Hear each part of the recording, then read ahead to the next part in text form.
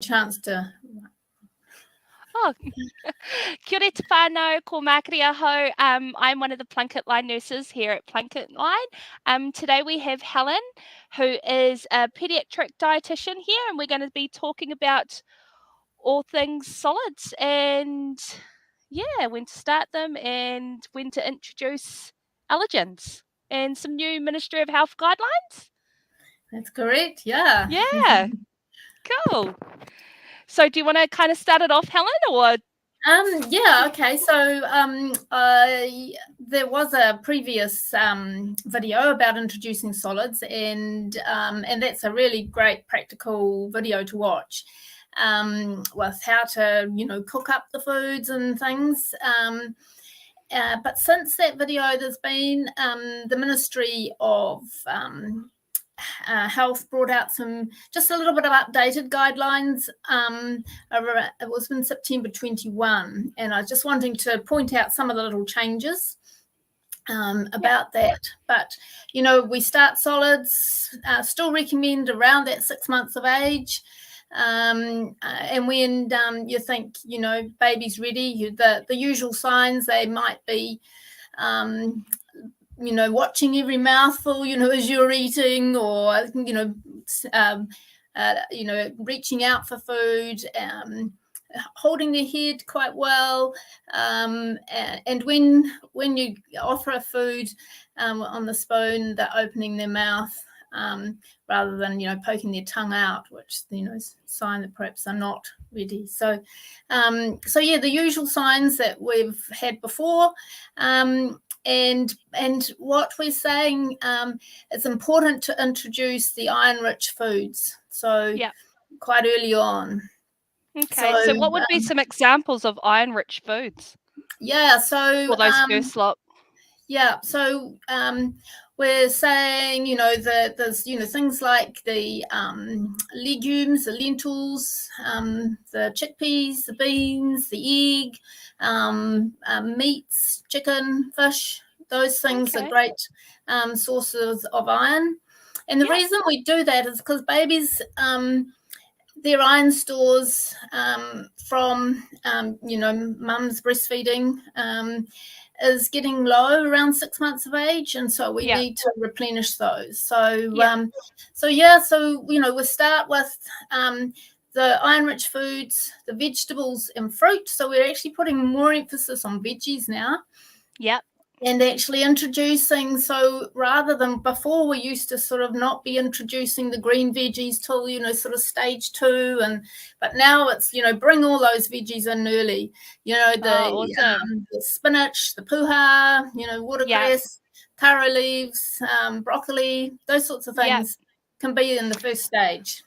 Yeah, and so when I talk to mums online and that, and I'm giving advice, I normally talk to them about introducing one food at a time. Is that still what we would consider? So yes, they're now saying that. So the foods, so the allergen foods, and perhaps I'll just reiterate which ones they are. So that's your cow's milk, your dairy products, your egg, your peanuts, the wheat, the soy, the tree nuts, fish and seafood, sesame. They're all the allergen foods. Now, when we introduce those, we want to introduce those in the first year of life, before they're 12 months of age, but one at a time. Yeah. Any of the other foods, we say it doesn't have to be one at a time. Oh, it can be, you could put your cup, 2 or 3 veggies in a pot and introduce them, because it was taking a long time, if you do them one at a time, to get through the stages, to get through those. And we were finding that there's those windows of opportunity for when the textures and things need to be changing, and whānau were just sort of finding we're still introducing these foods, and we've got to be changing it to lumpy foods now, and so put several veggies in at once. Oh, okay. So like if I'm cooking food for my baby, so I have a 15-month-old, but when I was starting solids, I could, if I was making roast veggies or everything for everybody and boiling them first, I could do a little pot of those by themselves together and then just add some of my breast milk, mash it up. Yeah. Give them that. Exactly, yeah.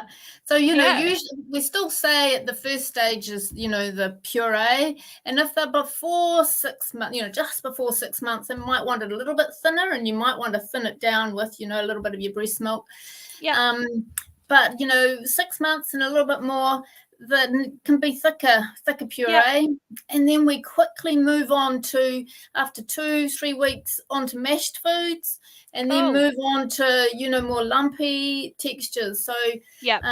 By 7 months, they should be having mashed foods, and, with some lumps textures there, certainly 8 months, and soft finger foods around that stage as well. So it's moving along a bit quicker, because they know that if infants, if we delay introducing those lumps, and a bit more texture, and they're not getting it by 9 months, that actually have found that it may contribute to them being a little bit, I guess, not as not able to eat as well, and don't eat a bit more picky, if you like, and not usually having it as the research shown they're not having as nutritious foods, not perhaps wanting their fruit and veggies the same. So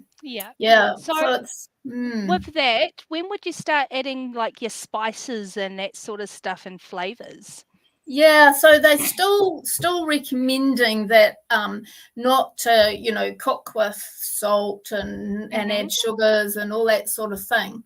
You can again, perhaps towards 10 to 12 months, you can start bringing in a little bit more flavor, just mild. But some cultures, the baby in utero is used to some of those tastes, and so they look for some of those tastes, but just very mild, just but not not the strong, sort of strong. I mean, some I'm amazed at some toddlers, that they are quite happy to have quite strong tastes. So it is a very individual thing. Yeah, my kids love spicy food, and it's crazy watching them eat it. Yeah. Yeah. So, and then we also, so one of the other things that they talk about is that, breastfeeding, we know that's great. We know where we can, where mums can breastfeed. That's great if you can. And they're actually saying now, we used to say, breastfeed until they're a year of age. We're now saying breastfeed until they're 2 years of age, if you can. And I guess they're still getting a lot of vitamins and nutrients from the breast milk too, aren't they? Yeah. So there's lots of benefits to breastfeeding. But but we still need, the food becomes the important thing. But the breastfeed, we know there's so much benefits from a little bit of breast milk there as well. Yeah. Cool. So so that's one of the other changes that they sort of talked about as well. When they introduced it, saying that there were 6 food statements, if you like. And so the first one, is breastfeeding for as long as you can, but if you can, till 2 years of age, with the foods as well. The next one was introducing those iron-rich foods and the textures and those stages. So just remind myself what number 3 was. So 3 was and once I've started offering that variety of food, so your vegetables and fruit and your grains, your iron fortified baby cereals and or other cereals. Some the little kiddie cereals, like the Kiddies Wet Bix that are fortified, and the your breads, your rice, your noodles, pasta. milk and milk products, and as I talked about, the sort of the lentils, tofu, your meats, your fish, your chicken, your shellfish. So all those different groups. When preparing, don't add sugar or salt, like we talked about. Yep. And one other thing that they have made a change is that after 12 months of age, infants can start having, if they want to, have cow's milk, or you continue with the breastfeeding, but they can have a little bit of cow's milk. But whatever they're using, and it's hard to know how much they're getting in breastfeed, but they say now, we used to say have around 500 mils at that stage. They're now saying 350 mils is probably adequate. So that's your dairy intake from 1 onwards? So that's for drinking milk. Yeah, drinking milk, yeah. So you still can have the other, cheese, yogurt, your natural yogurt, but of course, if an infant has an allergy and it's cow's milk allergy, then of course they're not going to be having that the cow's milk, and they won't be having the other things necessarily. That they won't be having the yogurt and the cheese, and so we usually look quite carefully at what they're getting to make sure they're still getting enough of the calcium. Okay, so what would be your advice for a parent who's like new to a dairy allergy or something like that? Yeah, so once the one of the first things that we usually recommend is that if an infant, or when they're introducing solids and they have an allergy to cow's milk or dairy products, or that they can sometimes get what we call a protein-induced proctocolitis, and an earlier age from breast milk, and so mum would have to remove the cow's milk from her diet. But if it's a whole group like that, a dairy product is one of our main groups, we usually say it's best to get advice from a dietitian, or someone because we got to make sure that they're getting alternatives and they're still meeting their nutrients for both mum, and then when infant is when baby's having foods, still getting enough of the different calcium foods. And so there are some things that are so when they've introduced foods, there are things like tofu is a good calcium source. Ground almond or almond meal is another one. Chia seeds has got calcium in it. And so there's what other things there are some of the dairy-free cheeses that have calcium added, but not all of them. So you've got to check the labels. There's not many dairy-free yogurts that have calcium added. So again, you need to check the labels, and that's where we can help also advise. But there are things, a little bit of fruit and some fruits and some little bits of veggies. It all helps, gives it little bits. Some of the cereals, watching out for some cereals that they can sometimes have a little bit of calcium added to them. So there are ways that we can get calcium.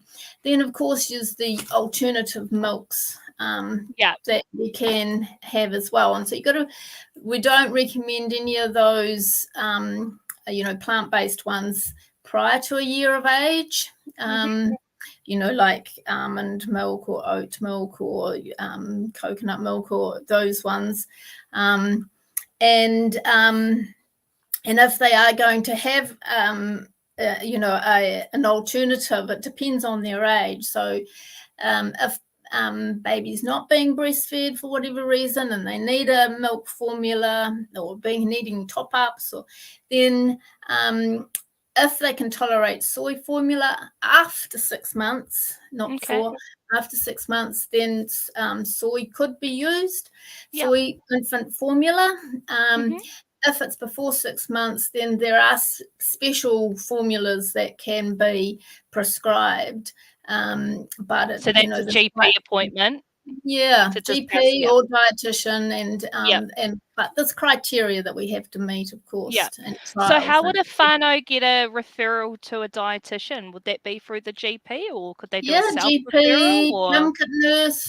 Some dietitians will just, like private practice dietitians, will take self-referrals, and some they will do online. We do quite a few appointments online. Hospital awesome. or community-based dietitians, maybe through the practice, or often need a referral in from plunket nurse or any healthcare provider.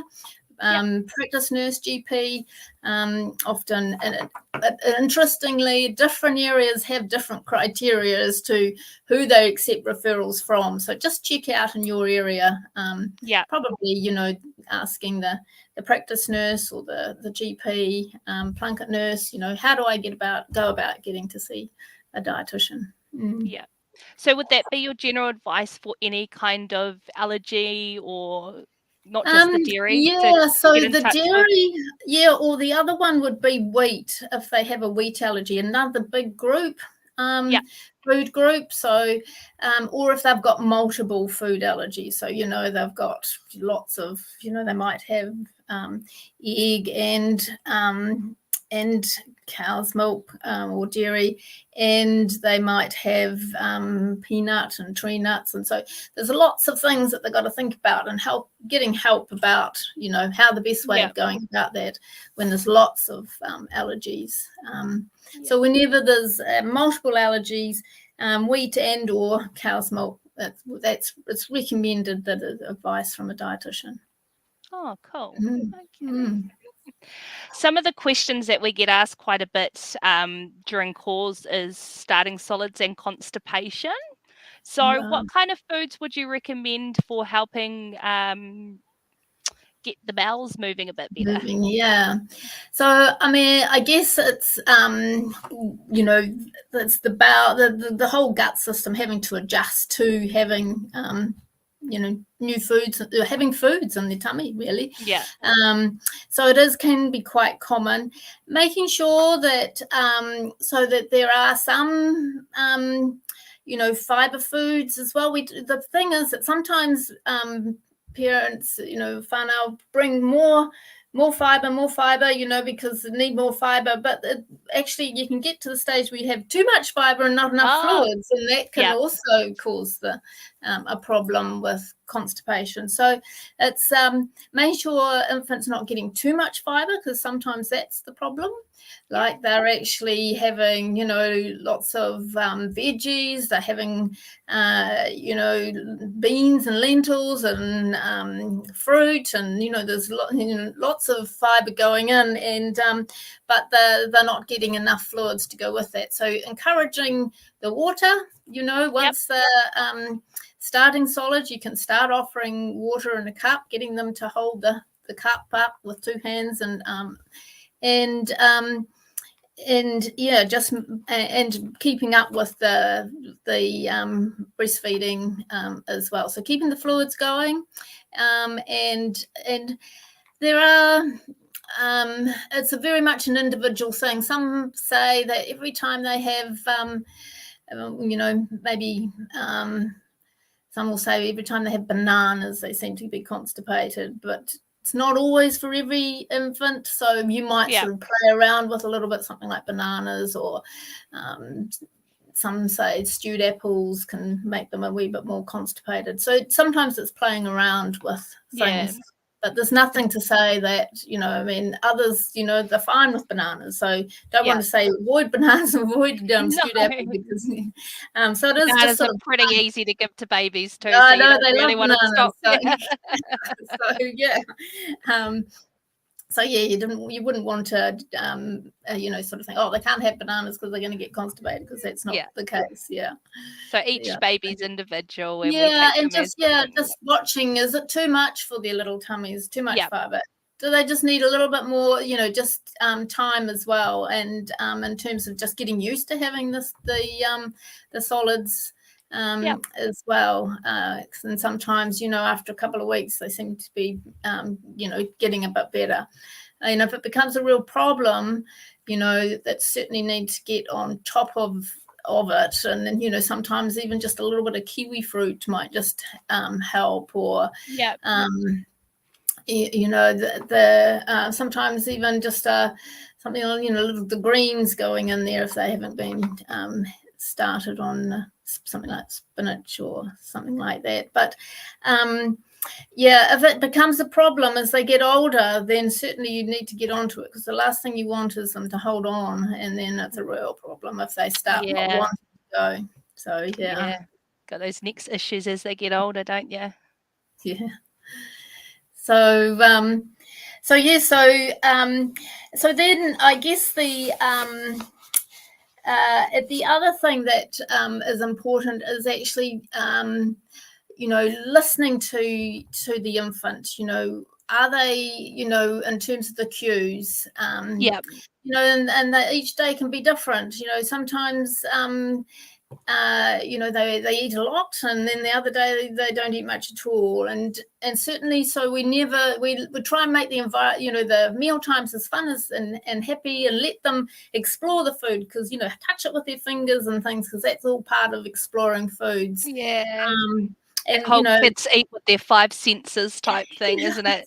They need to smell it and touch it and taste it a little bit and look at it, and And the first time they're given something, they might screw their face up. It doesn't mean that they, don't like it. It just means that it's a new taste, and what's this, and so, and they might just not want it. And if they turn their head away, recognize, okay, they don't want it. But try again, a couple of days later, try that again. And just, that's the important thing, keep trying. Where often you have to try 10 times or more before they'll actually accept a new food. So, it's just keep offering it.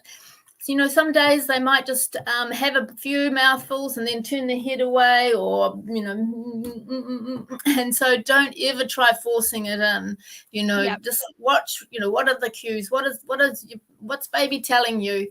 And go with what they're trying to say, and allow them to know. So you feed them what's required for them. Let them decide how much.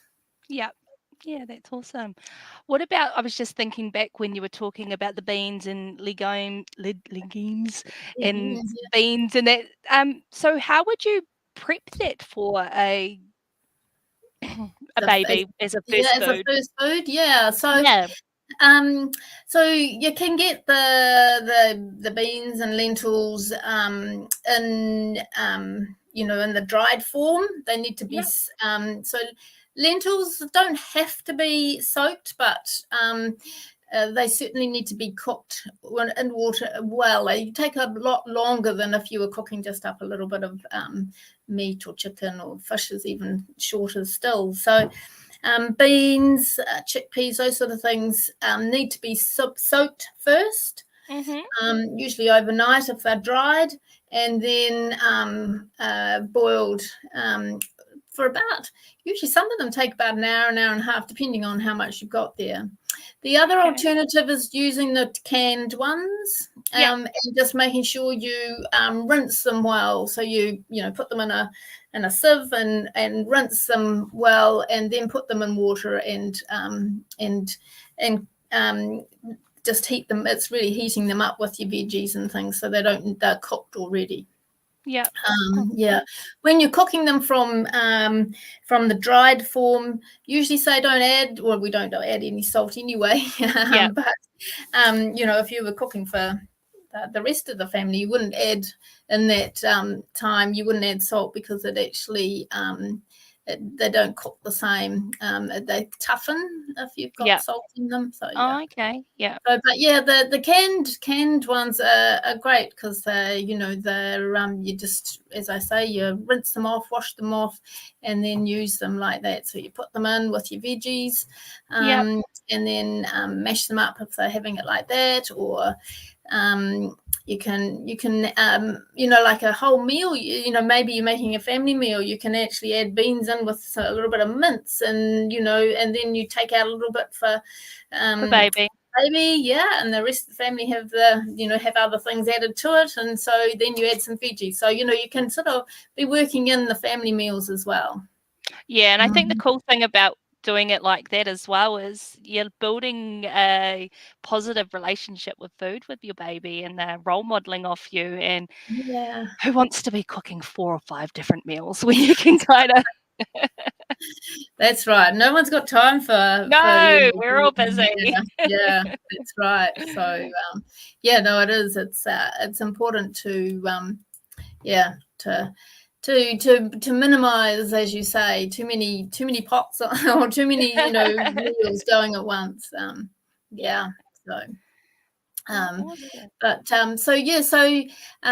We've got a session again next week, isn't it? On Thursday.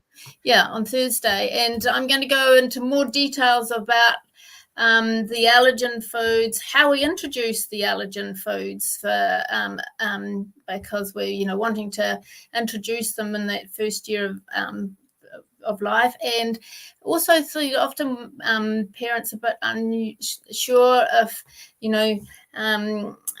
brother Johnny's got an allergy, what do I do now with my new baby?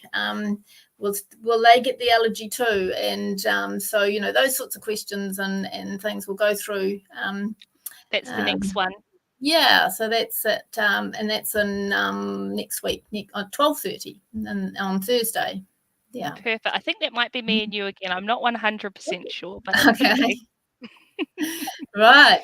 So have we got any questions from the I don't think so, not today. No. Yeah. But I think if that was everything, I think that's the main things that I was going to cover today in terms of just starting solids, when to know the cues, new Ministry of Health guidelines, iron-rich foods, and allergens. Yeah, and just moving through those, those stages a wee bit quicker than we used to, I think is the important thing, and bringing in those greens and the foods earlier and they don't have to be one at a time unless they're those allergen foods that we're going to talk about. Unless they're the allergen foods. Yeah. The rest can sort of be going in a much quicker. So that's good. Yep. And if whānau have any concerns about allergens and that, and they've found reactions, then they can see a dietitian or their GP. Talk to your GP. If they have a reaction, at the time it's a bit scary, and they might want to ring the Plunket line to talk through, or definitely if it's worse than just a bit of a rash or a vomit, then getting off to the emergency after hours to get things checked out, getting